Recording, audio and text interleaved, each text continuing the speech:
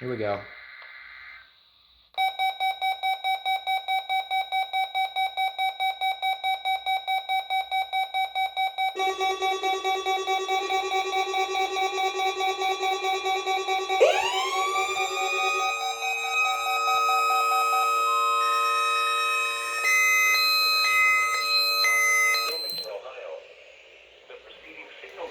Ah, he didn't go off. I figured. TA-C1 Columbus, Ohio.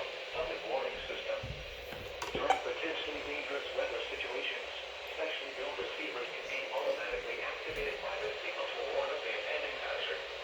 Or he wouldn't either. Signal and receivers performance are normally conducted by the National Weather Service between 11 a.m. and noon each Wednesday. If there is a threat of severe weather, the test will be postponed to the next available good weather day.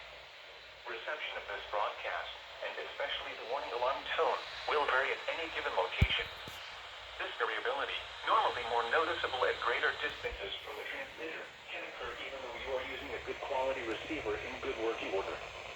The warning alarm tone will be activated for hazardous watches and warnings for the following counties: Champaign, Clark, Delaware, Fairfield, Fayette, Franklin, Greene, Poppy, Knox, Licking, Madison, Marion, Morrow, Muskingum, Perry, Pickaway, and Union. This concludes the weekly test of weather radio station KIG 86 Columbus, Ohio.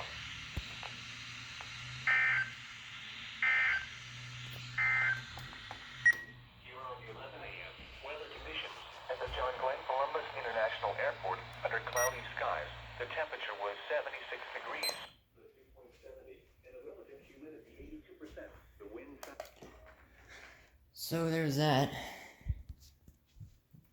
So the TA-C1 activated, the 254 activated, the 106 activated, just as I thought it wouldn't. The recom didn't. 249 went off. And again, just as I thought, the 67 did not go off. SolarLink went off. 250 went off. And, well,